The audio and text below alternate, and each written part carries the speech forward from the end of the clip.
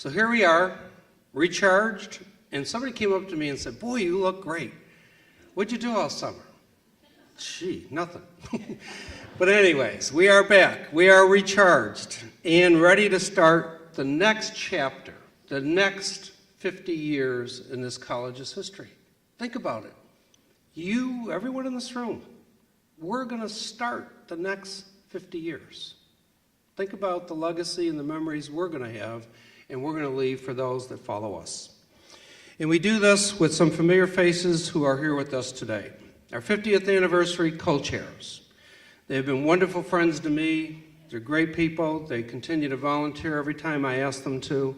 They donate to this institution, and they give back, and they give back, and they give back. I thank them most importantly for the friendship that they've shown to me in making my life a whole lot easier with making my way through Rhode Island and all that it is. So please welcome and thank them for all the great work that they've been doing for almost a year now, all the great work that they're going to continue to do through this 50th. Sandra and Tom Pitts and Mary Ann and Jack Renza. Please stand.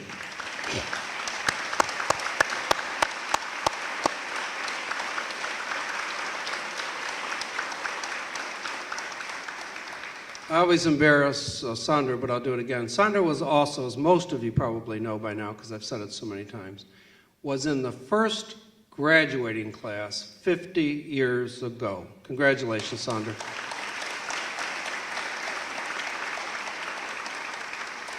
And representing our 50th anniversary committee are Lynn Hamlin and Dave Monty. Dave, class of 1972. Lynn and Dave, please stand. I think all of you know that Sal Solomon has never missed a day. Every now and then he does, but everybody loves him. He's been here. He is the rock of this institution. Mr. Sal Solomon.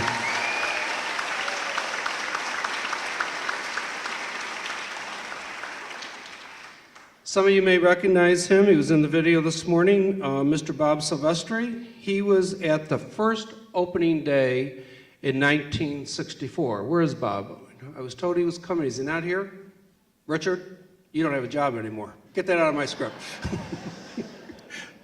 Well, Bob Silvestri, as you saw, did tell us he was going to come, and so we wanted to tell you that Bob was here on the first opening day and how very special that was. Students, did you get I saw you laughing when you saw the beanies. I didn't tell you that first day of class you're all going to be wearing those, right? Yeah, right. Our current Vice President, let me introduce our staff. Our current Vice President for Academic Affairs, Dr. Greg Lamontagne. Greg?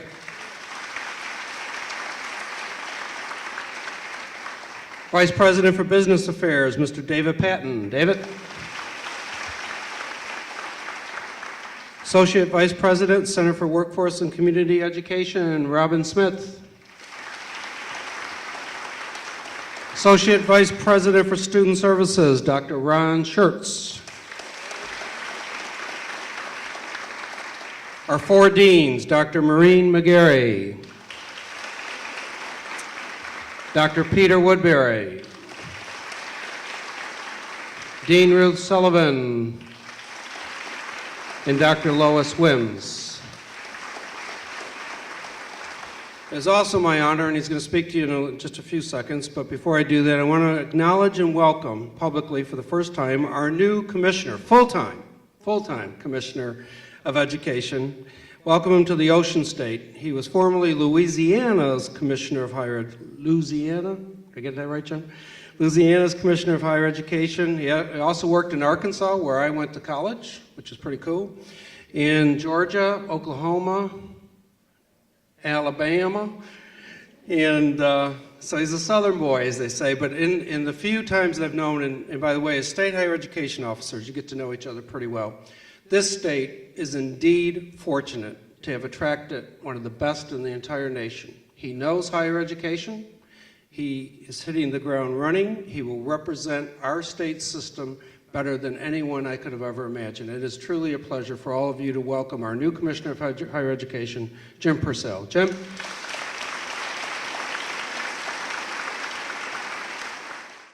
It's now my privilege for you, as this is opening day, and it's so important as we begin to welcome our students back, for you to hear from your academic officer, the head of academic affairs, your vice president, Dr. Greg Lamontagne. Greg?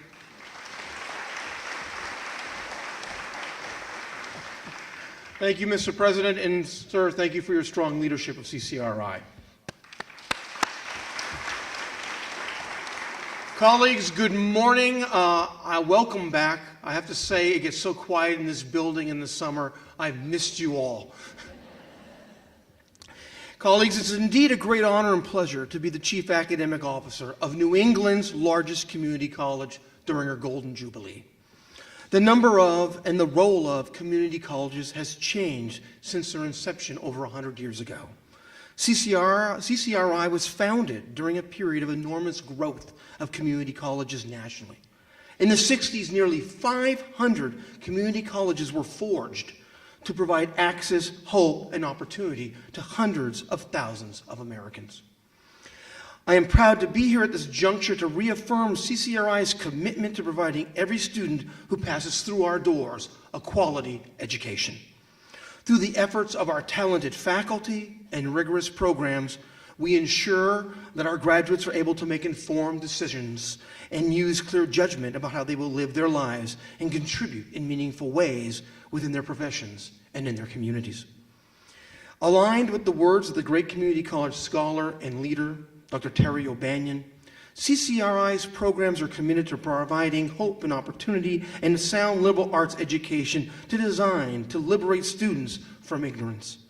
And as you all know, in the 21st century, in our current society, ignorance has many champions with seductive spokespersons. While the mission of community colleges has stayed the same, the 21st century higher education landscape has changed. Our student body is more diverse, juggling work and family obligations, and find it difficult to afford education that will ensure that they will achieve their dreams. This perhaps is most realized in our own general studies program, our largest major, with thousands of students who aspire to attain a college credential, but unfortunately, many of them do not persist. We all know the numbers. We have all seen the studies on this matter.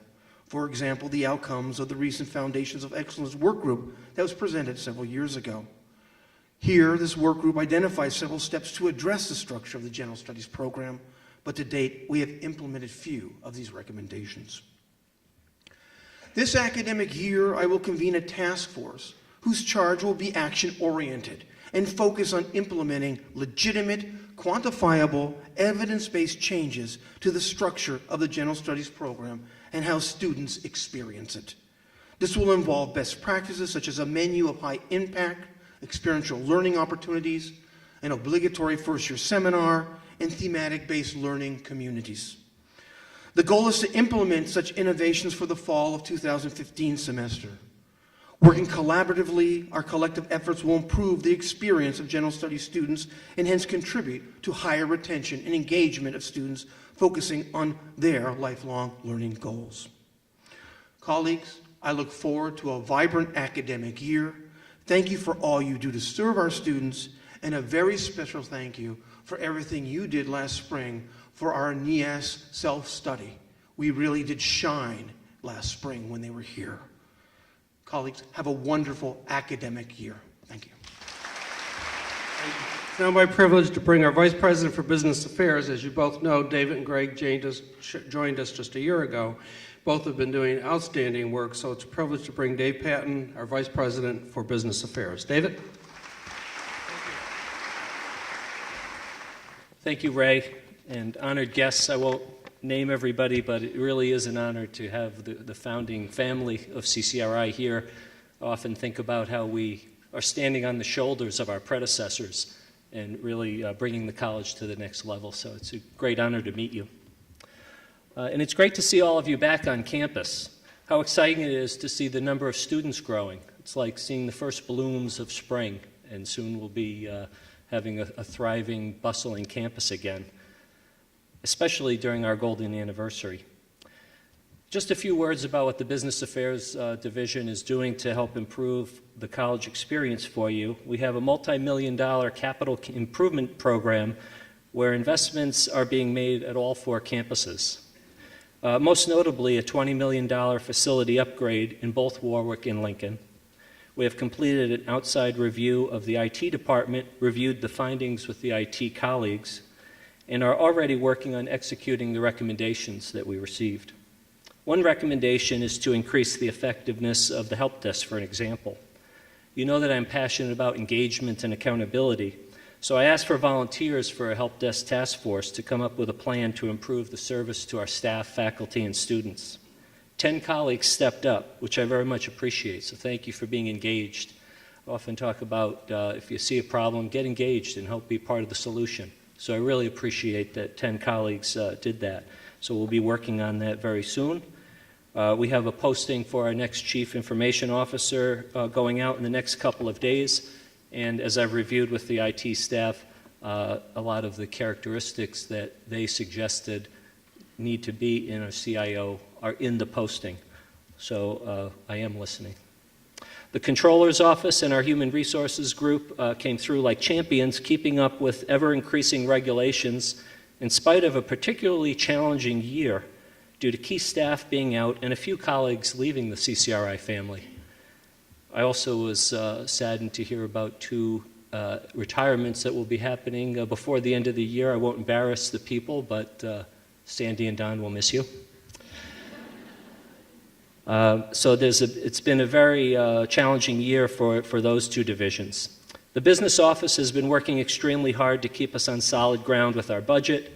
And Mayor, I appreciate your volunteering to help us with lobbying for the proper funding. And I say proper because, as Ray will tell you, we put in a budget request increase just to keep up with the current service level, and we got less than half of that. And most of that increase in the budget that we're getting is going to be absorbed by insurance increased costs, nearly $1 million in insurance increase alone. So we're always struggling to make sure that we can provide the best environment for our students and faculty and staff, ever challenging financial times. I told you when I joined the college last year, I was committed to taking the college to the next level. A colleague that I admire has a phrase on his email footer that says, "Imagine excellence." I ask you to imagine what excellence looks like in your part of the organization. What is holding you back from making that a reality? I ask you to make a commitment to remove that obstacle. Make a commitment to be engaged. Make a commitment to each other. 5, 10, or even maybe 50 years from now, when that time capsule gets opened, people will say, wow, they really did some great things back in that time for CCRI. That's my commitment to you, and I ask you to have a great day and a spectacular year. Thank you very much. This is actually one of the nicest parts. Our 3 unions get an opportunity because they represent you, and and I say this often, so very, very well. We meet every 6 weeks. We have some of the best discussions in this entire institution. We came together this summer, and as a team, we met with everybody together to go over some issues that we thought needed some attention, and you truly have some outstanding leaders. The first this morning is Lynn Gudeczauskas, I said it right, President of the Educational Support Professional Association. Lynn, please join me at the podium.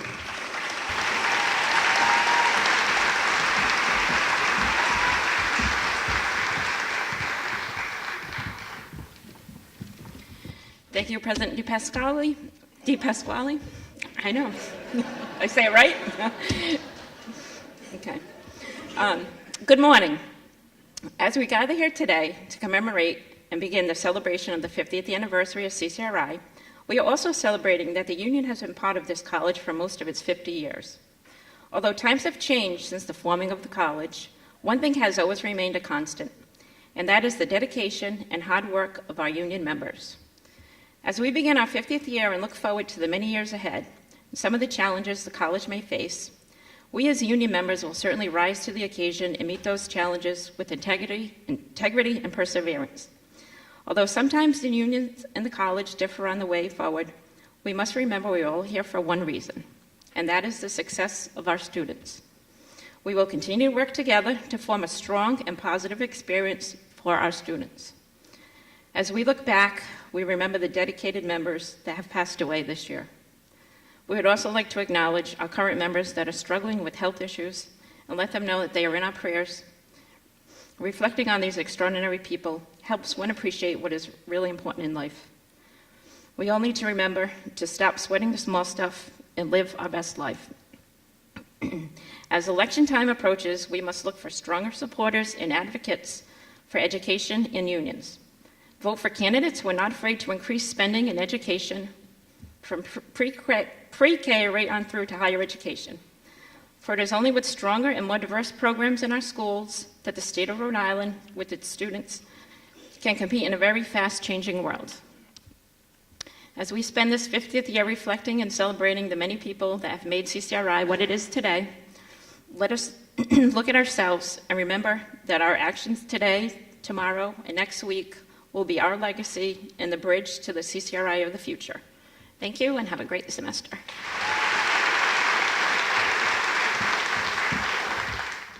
Thank you, Lynn, for your very, very, very, very thoughtful message.